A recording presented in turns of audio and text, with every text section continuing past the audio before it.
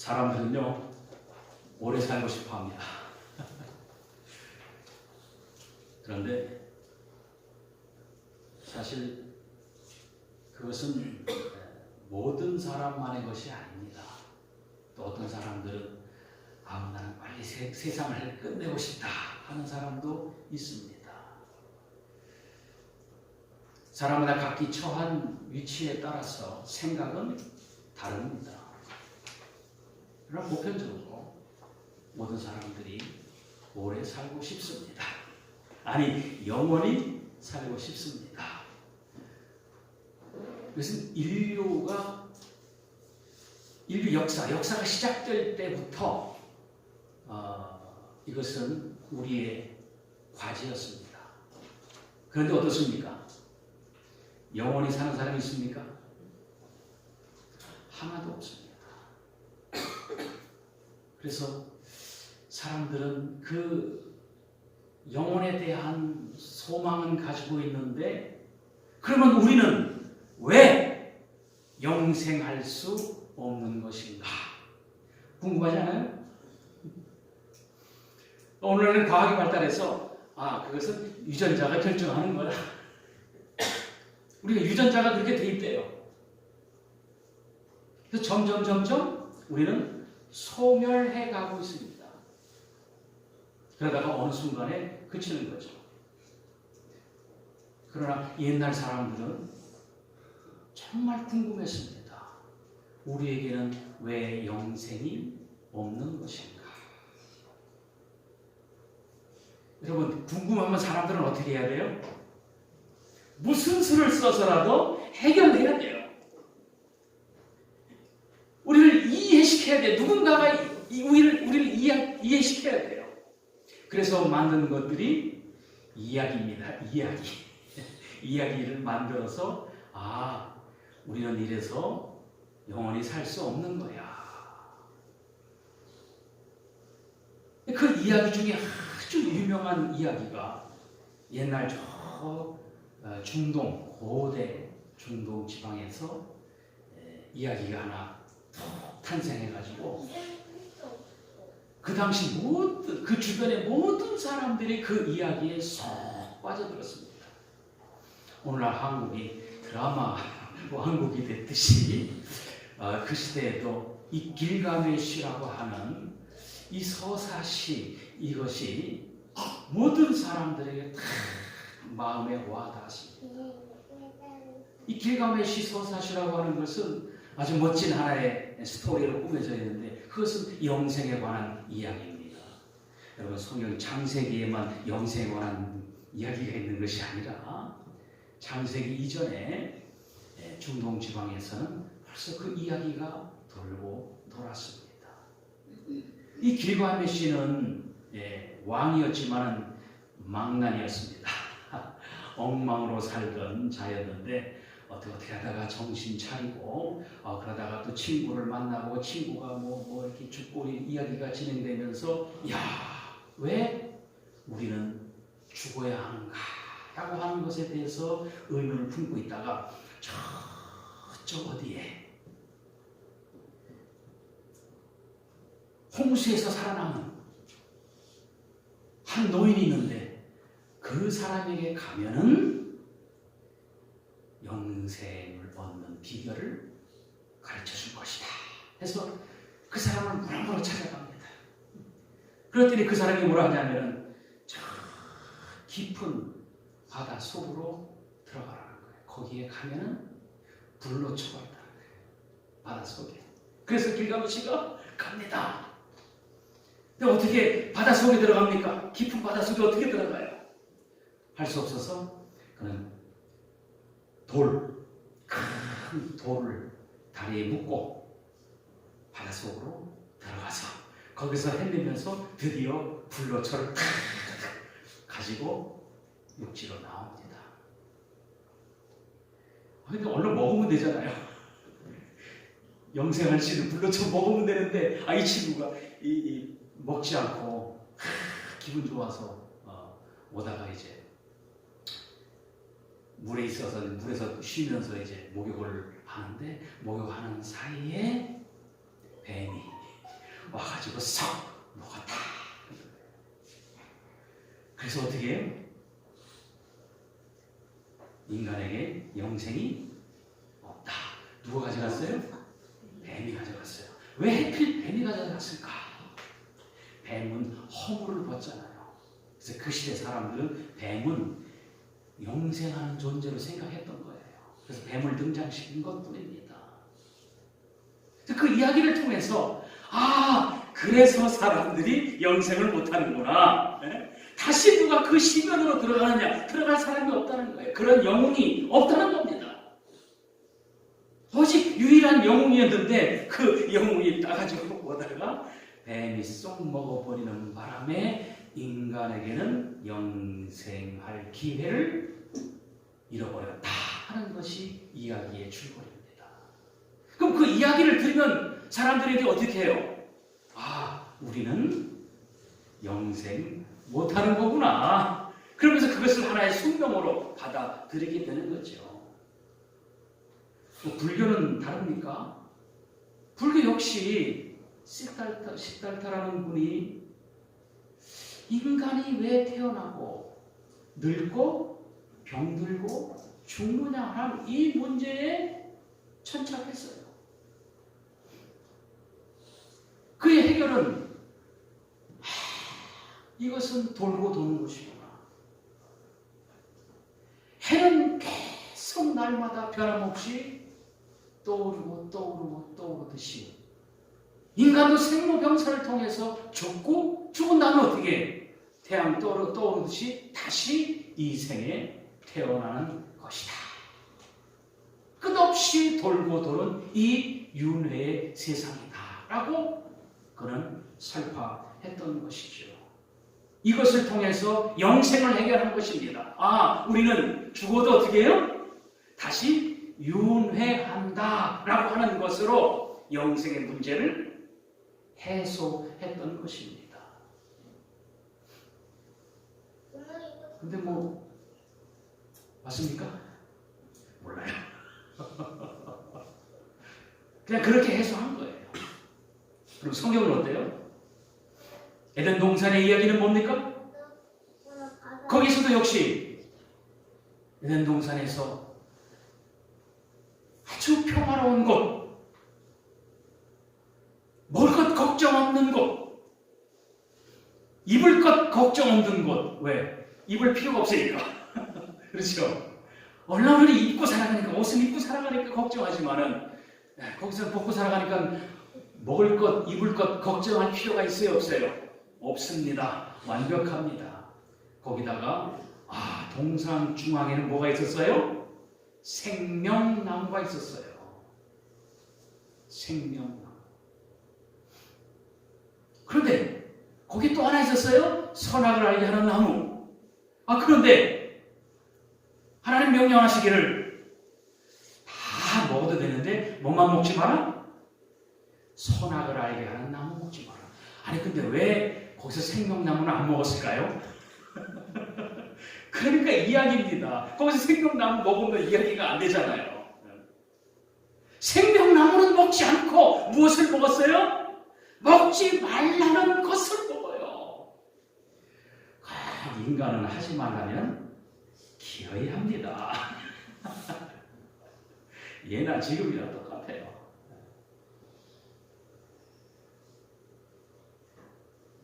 그런데 누가 유혹합니까?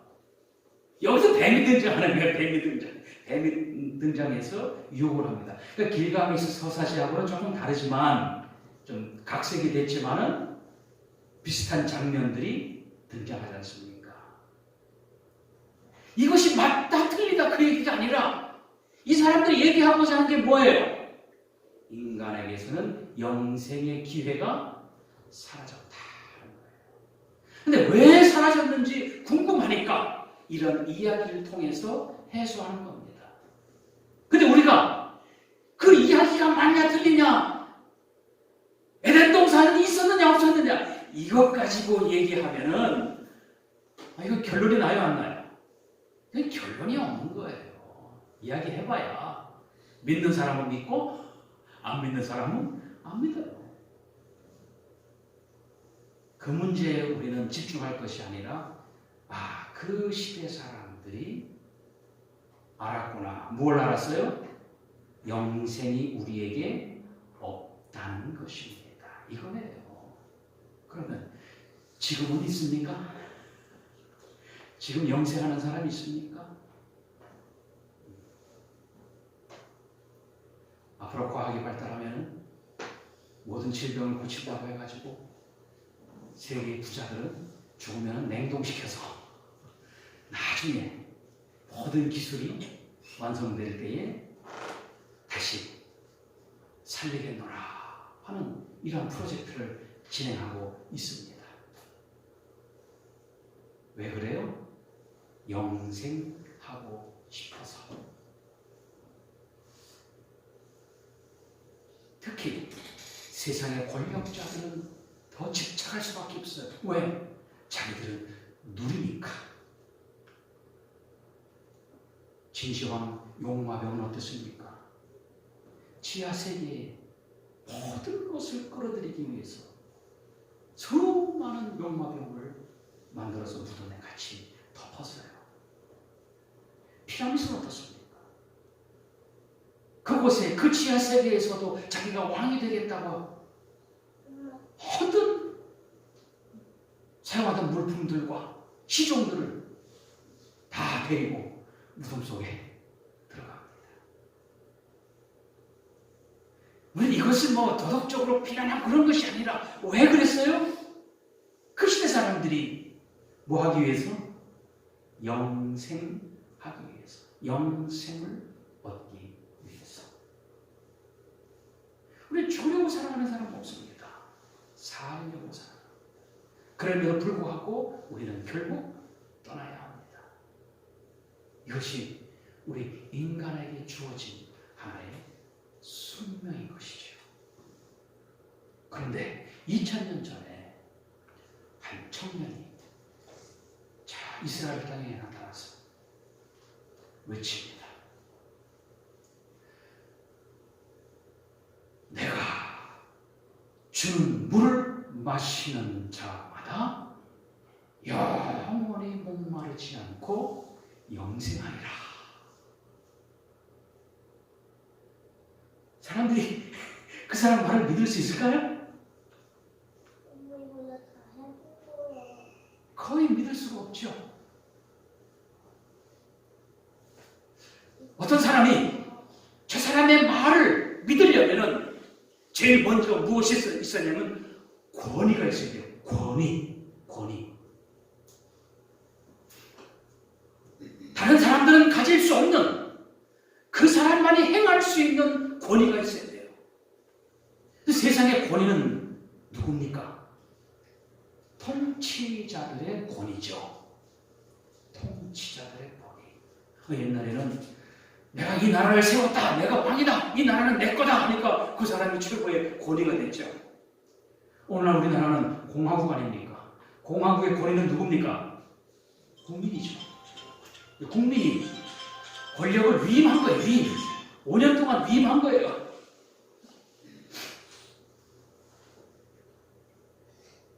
권위를 가지고 있어야 돼요. 그런데 예수님은 학벌이 있습니까? 가문은 옛날에는 왕족이었어요. 그러나 벌써 그게 몇 년 전이에요? 1000년 전. 예수님 태어나시기 1000년 전에 왕의 가문이에요. 그러니 별 볼일 없는 몰락한 가문의 후손입니다. 그러니까 내세울 것이 아무것도 없어요. 그런데 이 청년이 나타나서 자기가 영생이라는 거예요. 자기를 믿으면 영원히 산다는 겁니다. 이거 누가 믿겠습니까? 여러분, 제가 여러분들에게 내가 여러분에게 영생을 주겠습니다 하면 여러분 저한테 어떻게 반응하겠습니까? 우리 목사님 어제 잘못 먹으셨나? 왜 저러시지? 아무도 믿지 않아요. 자, 그러면 예수님은 이것을 어떻게 사람들에게 이걸 이야기했을까요? 제일 좋은 방법은 권위를 가져야 되잖아요. 그럼 이 권위라고 하는 것은 이렇게 자기 직책의 권위도 있고요. 그 다음에 또 하나의 권위는 뭐냐면 말의 권위예요. 말의 권위. 말의 권위라고 하는 것은 내가 말하면 말하는 대로 이루어질 때에 권위가 생기는 거예요. 귀신아 나가라 해서 귀신이 나가면 내 말에 권위가 있는 거죠. 내가 귀신아 나갈지어다 막 했어요. 그런데 꼼짝도 안 해. 그럼 나는 뭐가 돼요? 짜가 되는 거죠. 가짜. 근데 예수님께서는 나가라고 나가는 거예요. 폭풍우를 명령하는 거예요. 잠잠하라 하니까 폭풍우가 잠잠하는 거예요. 그가 물 위를 걸으시는 거예요. 오병이어의 역사를 일으키는 거예요. 사람들이 그것을 목격했습니다. 특별히 가장 가까이서 목격한 사람들이 누구예요? 12제자.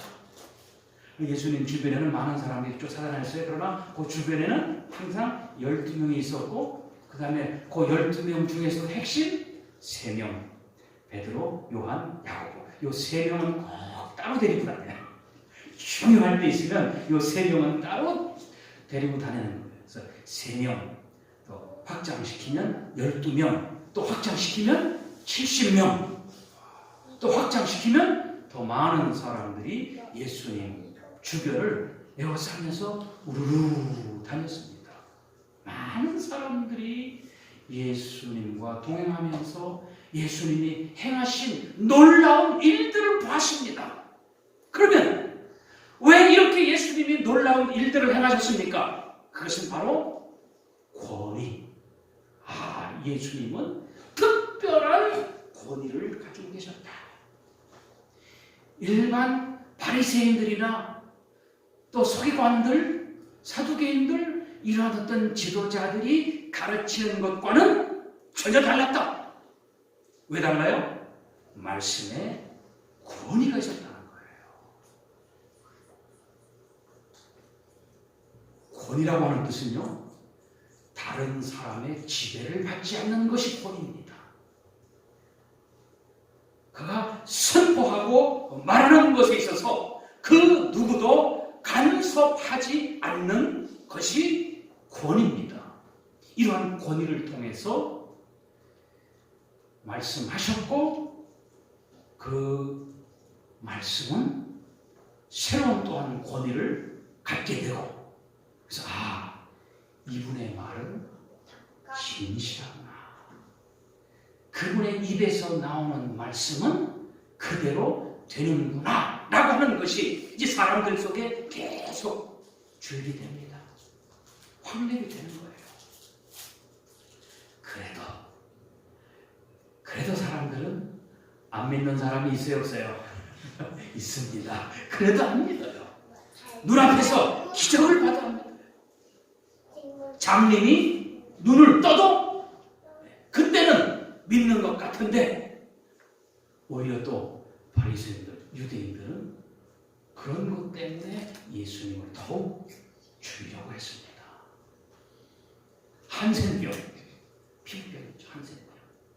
한센병자가 주여 불쌍히 여기소서. 이 사람들아, 이 시끄러 해보지 마. 막 달려들면서 나를 불쌍히 여겨주소서 다윗의 자손이요 하니까 예수님이 뭐 해주면 좋겠어? 낫기를 원합니다. 그래? 내 믿음대로 될지어다 하니까 그냥 한센병이 깨끗해지는 거예요. 이러한 권위를 가지고 말씀을 전하셨기 때문에 그분이 왜 이러한 권위를 행사하십니까? 예수님이 병을 고쳤으니까 나도 병을 고치자. 한동안에는 많은 사람들이 여기에 집착했잖아요. 그럴 필요 없어요. 예수님은 그분의 말씀의 권위를 나타내기 위해서 그걸 한 거예요. 그 능력 행하심이 자신의 어떤 탁월함, 다른 사람들과 다르다는 것을 나타내기 위해서 한 것이 아니라 말씀의 권위를 세우기 위해서 기적을 행한 것입니다. 하나의 수단이었죠. 목적이 아닙니다. 목적은 뭐예요? 예수님의 입에서 나오는 말씀이 이것이 최종적인 권위를 가진다고 하는 것을 모든 사람들에게 알게 하는 것입니다. 예수님은 무엇을 말씀하시는 거예요? 예수님은 세상 모든 사람들의 죄를 용서하시는 분이다 라고 하는 것을, 이걸 이야기하는 거예요. 그러면서 중간중간에 제자들에게 말씀하신 겁니다. 나는 예루살렘에 가서 유대 관원들, 높으신 양반들에게 붙잡혀서 고난받다가 죽어야 되고 3일 만에 다시 살아날 것이다 라고 하는 특별한 말씀을 해주셨어요. 그런데 제자들의 귀에 이 말씀이 들어가요? 안 들어가요? 안 들어가요. 왜 안 들어갑니까? 아니, 이렇게 위대한 선생님을 내가 만났는데 우리 선생님이 저렇게 고난받고 죽는다니 이건 말도 안 돼. 마음에 받아들일 준비가 안 됐습니다. 이 말씀을 하시니까 베드로가 한 번은요, 예수님을 따로 불렀어요. 건방지게 예수님 잠깐 좀 오시죠 하면서 막 예수님께 따지는 거예요. 아니 우리를 말이죠, 사랑당한 노부가 되고 뭐 어쩌죠 이렇게 했다고 했다는데 예루살렘에 가서 죽으시다니요? 그러면 안 됩니다 하고 막 그냥 거칠게 항의하는 거예요. 그러니까 예수님이 사탄아 내 뒤로 올라가라 이러시는 거예요. 이게 우리 성경에 번역하는 이게 좀 표현이 안 됐잖아요. 네? 아직 읽어보면 정말 이거 그냥 감동이 옵니다. 네.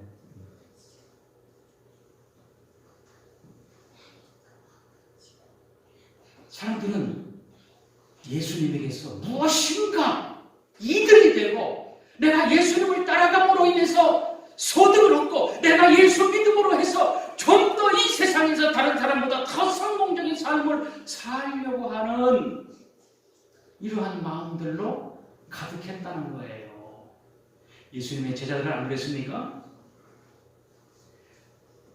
예수님의 제자들은 어머니들도요. 어머니들도 예수님께 가서 뭐라고 한 줄 아세요?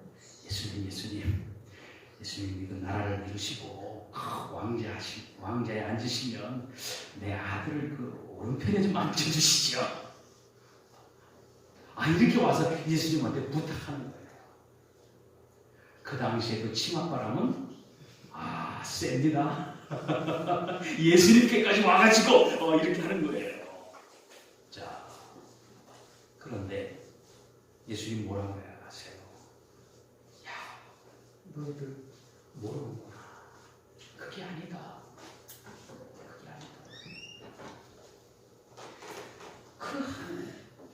어느 쪽에 앉는 것은 하나님이 하시는 것이지 하나님의 나라는 그런 것이 아니라 이 세상에서 낮은 자는 높아지고 높아지려는 자는 낮아질 것이다. 이렇게 말씀하십니다. 그 당시에도 이랬어요.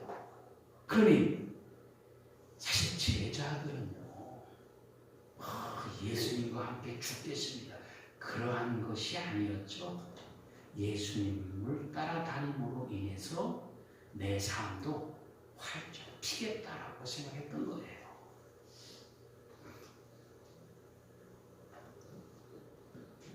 그러나 예수님은 내가 가야 할 길이 있다. 나는 고난받고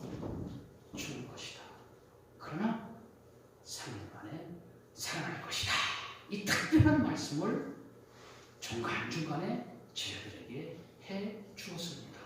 나중에야 제자들이 그때 예수님이 그 말씀하셨지. 바로 그렇구나. 이것 때문에 하셨구나. 라고 깨달았던 거예요. 그제서야 알고서 새롭게 변화가 됐던 것이지요. 예수님은 우리에게 영생을 말씀하시면서 내가 생명이다. 내가 영생이라는 거예요. 나를 믿는 자는 영원히 살 것이다 라고 이야기하고 있습니다. 그러면 예수님을 믿는다는 것이 무엇입니까? 예수님은 제자들에게 나를 따라오라고 했어요. 따라오라. 따라온다는 건 뭐예요? 예수님이 가는 그 길을 함께 동행하는 거예요. 예수님은 여기 중요합니다. 나를 따르라. 나를 따르라. 여러분, 예수님을 믿는다라고 하는 것은 예수님을 따르는 겁니다. 그러면 예수님은 어디로 가세요? 영생으로 가시는 거예요. 그래서 우리가 예수님을 따라가면 영생으로 가는 겁니다.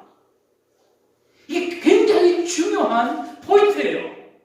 예수님을 따르는 겁니다. 그래서 언제나 예수님은 부르시고 따라오라고 하십니다. 따라오라. 우리 역시 예수님의 부름을 받고 예수님을 따라가는 자입니다. 우리는 영생이 어디에 있어요? 하나님의 나라가 어디에 있어요? 여기 있다, 저기 있다. 그게 아니고 예수님의 나라는 어디 있다? 너희 속에 있다. 우리 속에 있다. 너에게 있다. 너에게. 그러면 우리 속에 어디 있어요? 우리 속에 어디 있어요? 이건 장소가 아니라 내가 예수님을 따라가면 그 길이 뭐예요? 영생의 길이라는 겁니다.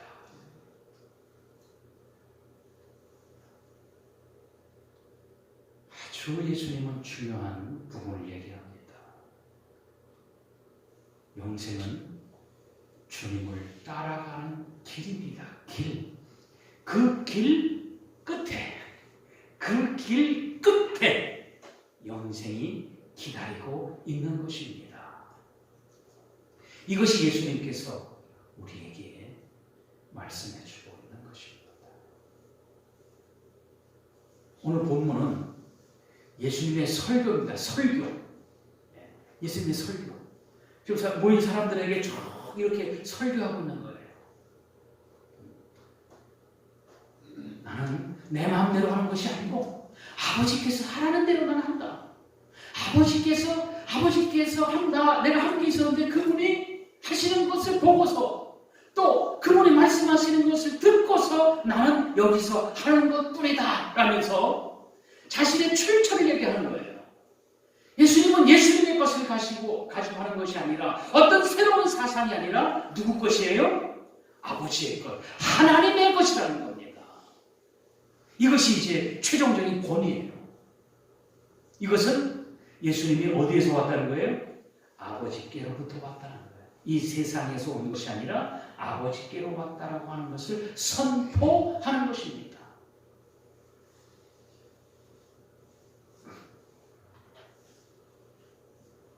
그렇기 때문에 예수님은 당시 사람들에게 깜짝 놀랄 만한 많은 일들을 행하셨던 겁니다.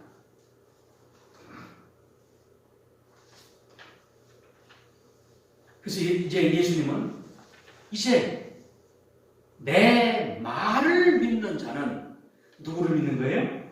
아버지를 믿는 거예요. 예수님이 말씀하시는 것과 하나님이 말씀하시는 것을 동일시합니다. 이것이 권위죠, 권위. 내가 말하는 것은 내가 하는 것이 아니고 하나님 아버지께서 말씀하시는 것을 나는 말한다 라고 하니까 그것이 바로 예수님의 권위입니다. 권위. 그러면 우리의 권위는 뭐가 될까요?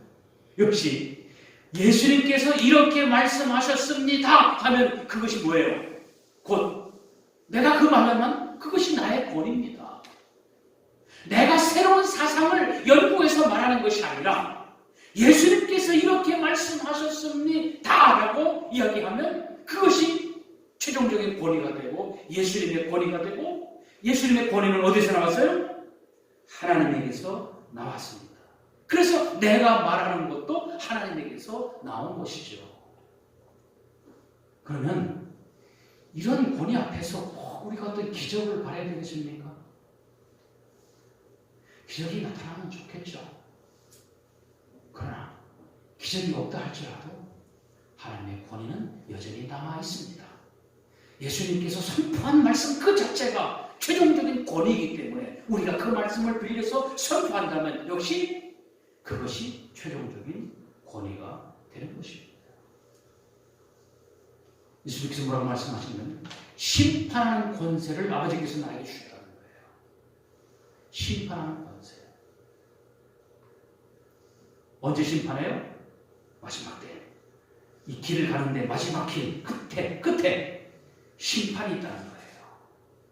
그래서 예수님께서 세상에 오셔서 권위 있게 말씀하신 것은 뭐냐면 언젠가 심판이 있을 것이다 라고 하는 이 말씀을 해주신 거예요. 선한 일을 행한 자는 생명의 부활로, 나쁜 일을 행한 자는 심판의 부활로 나타날 것이다. 생명의 부활과 심판의 부활을 말씀하고 계시는 거예요. 이 말씀에 근거해서 우리가 살아가는 우리 삶의 모든 이 과정 속에서 반드시 골라낸다는 거예요. 추수할 때에 추수하는 자가 도리끼질 하죠. 옛날에 도리끼질 해가지고 알곡을 모으고 쭉정이는 따로 모아서 불태운다. 갈라낸다는 거예요. 이와 같이 심판이라고 하는 것은 다른 것이 아니에요. 골라내는 겁니다. 알곡과 쭉정이를 골라내는 것이 심판입니다. 그럼 누가 알곡이고 누가 쭉정입니까? 예수님을 따르느냐, 예수님을 따르지 않느냐는 겁니다. 예수님을 따른다는 건 뭐예요? 제자들이 왜 예수님을 따랐어요? 예수님을 따라가면서 예수님이 가르쳐 주시는 거예요. 말씀해 주시고 가르쳐 주시고 깨우쳐 주시는 거예요. 그래서 예수님으로부터 말씀을 듣고 진리를 듣고 그렇구나 하면서 그 길을 가는 거예요. 예수님께서 우리에게 오라고 하는 그 길을 가는 자들이 이게 알곡이에요. 그럼 쭉정이는 뭡니까? 예수님의 길을 가지 않는 거죠. 그러면 우리에게 최종적인 권위는 어디에 있어요? 예수님의 입에서 나오는 말씀에 있는 것입니다. 그래서 우리는 그 말씀을 따라서 걸어가기를 원하는 것 아닙니까? 가난한 자가 복되도다. 하나님의 나라가 너희 것이기 때문이다. 하니까 우리는 가난하게 살아도 복이 있다고 생각하는 거죠. 진짜 복된 사람들이죠. 왜? 우리에게 뭐가 있기 때문에? 하나님의 나라가 있기 때문에. 그 하나님 나라 때문에 복된 것이지 가난하다고 해서 복됩니까? 내가 비록 가난할지라도 내 속에 무엇이 있어요? 영생이 있잖아요. 예수 그리스도를 믿는 믿음이 있잖아요. 그것 때문에 우리는 복되다라고 고백할 수 있다는 것입니다. 애통하는 자가 복이 있다. 왜 애통하는 자가 복이 있어요?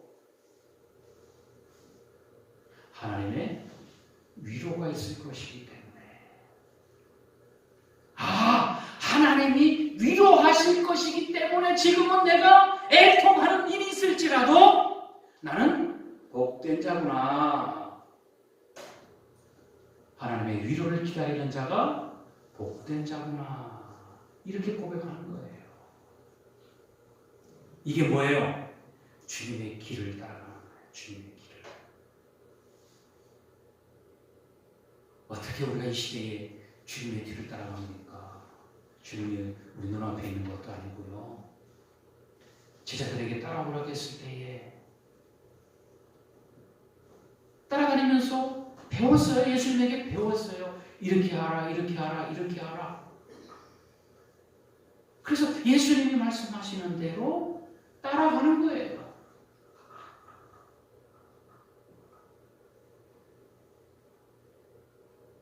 성전에서 예수님께서 이제 헌금함에 헌금 넣는 것을 이렇게 관찰하세요. 관찰. 오랫동안 다 지켜보고 있는 거예요. 근데 많은 사람들이 거기다 헌금함에 돈을 넣어요.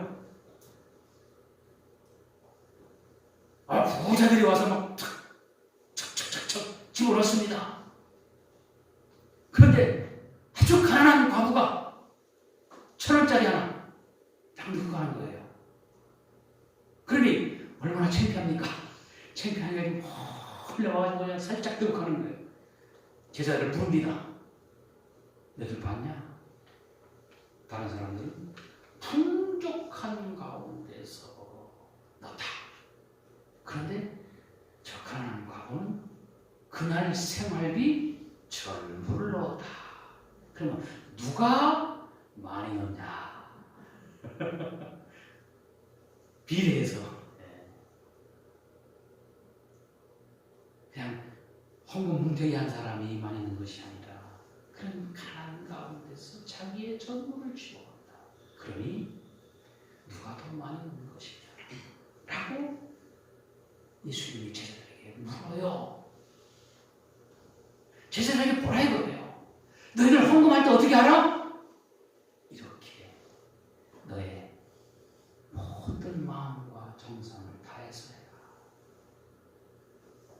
풍족한 가운데 조금 떼가지고 다 넣는 그것이 아니라는 거예요.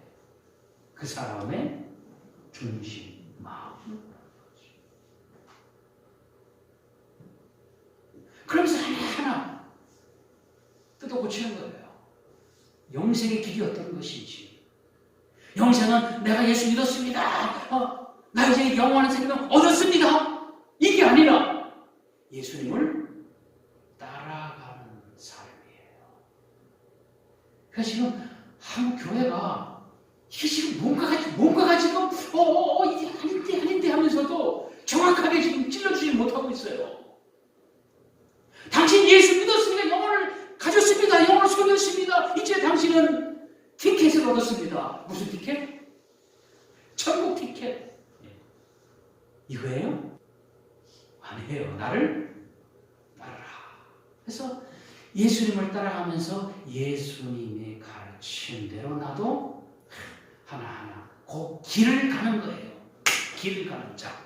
그래서 영생은 뭐예요? 길을 가는 자입니다.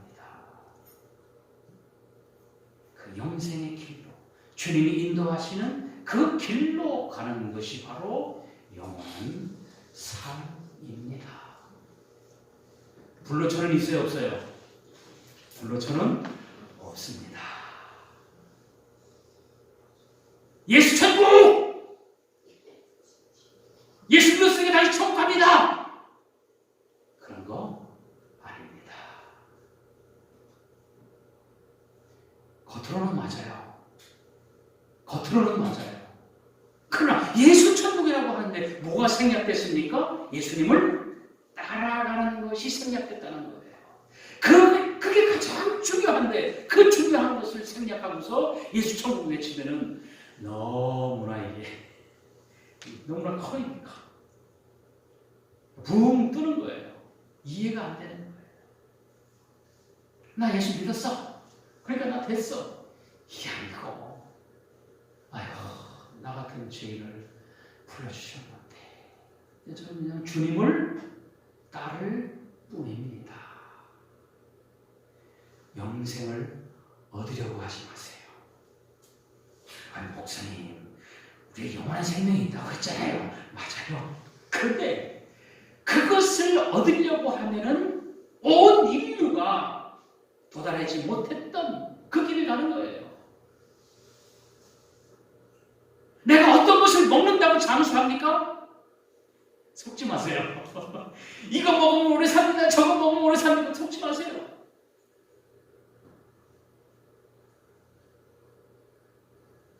우리 교회 오십시오. 우리 교주를 믿으십시오. 그러면 당신은 영생을 했어. 어디 성경 그렇게 있어요? 우리는 어떻게 해야 돼요? 예수님이 가신 그 길을 따라가는 겁니다. 할렐루야. 예수님을 따라가는 그 길이 영생의 길이에요. 그 길 끝에 심판이 있고 드디어 영원한 생명이 거기에 있는 것입니다. 그래서 우리는 지금 여기에서 내가 생명을 얻었다 자랑할 것이 아니라 하나님 이러한 길을 저희들에게 알려주셔서 감사합니다 하고서 우리는 그 길을 가야 되는 거예요. 옛날 그 길가메시 이야기는 재미는 있지만 그것은 누구의 이야기예요?